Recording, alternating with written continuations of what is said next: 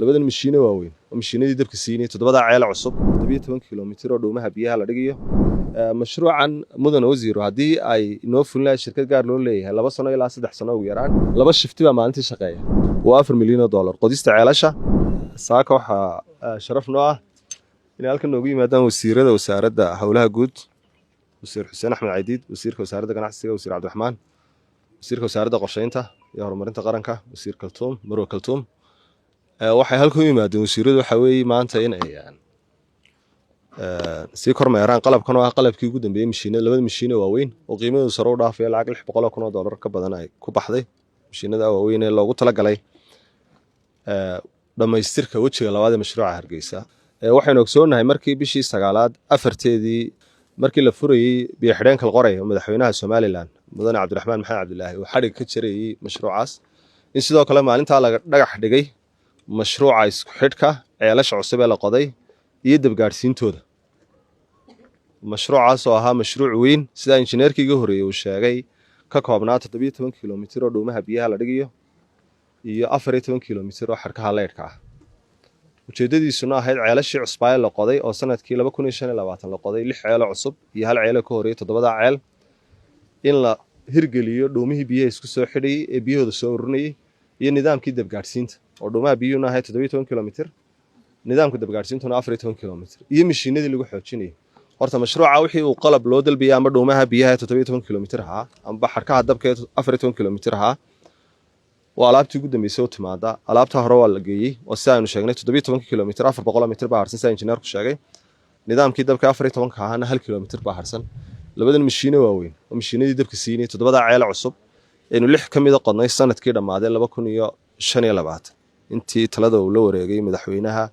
jamhuuriyadda Soomaaliland mudane Cabdiraxmaan Maxamed Cabdilaahi hawshaas oo ahayd afmeerista wajiga labaad ee mashruuca biyaha Hargeysa si mar labaad bulsho badan oo reer Hargeysa ay biyo u hesho ama biyo ku hesho nidaamka qasabada oo guriyooda la gaarsiiyo qasabada biyaha haddaba mashruucan maalgelintiisa haddii ay noqoto isku xidhka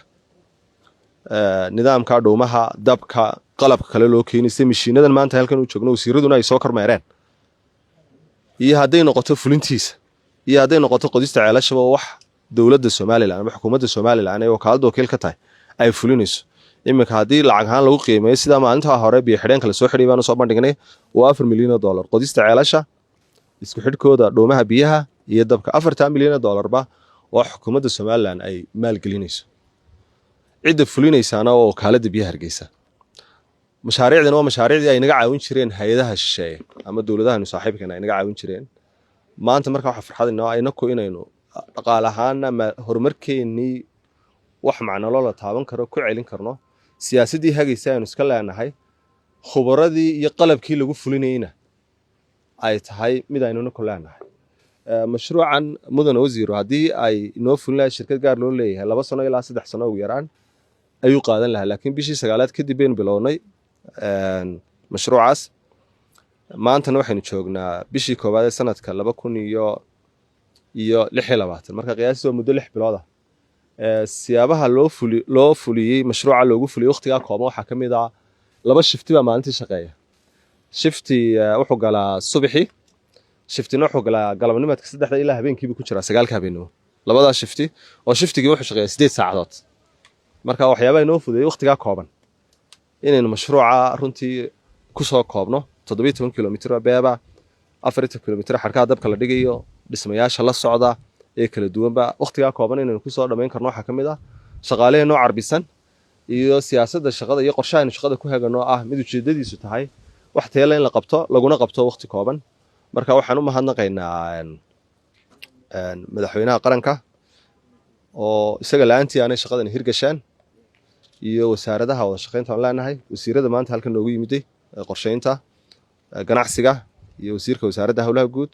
oo runtii iyaguna waajibaadkooda ay ka mid tahay shaqooyin kala duwan ee xukuumaddu wado inay xogaal u noqdaan soona kormeeraan maantana qalabkan lagu soo iibiyay dhaqaalihii dalkeenu lahaa ay indhahooda ku soo arkaan ka hor intaan la rakibin oo dhawaana insha Allah mashruuca xariga aynu ka jari doono madaxweynuhu xariga ka jari doono oo loo furi doono magaalada Hargeysa mar kale biyo qasbadeed oo nadiif ah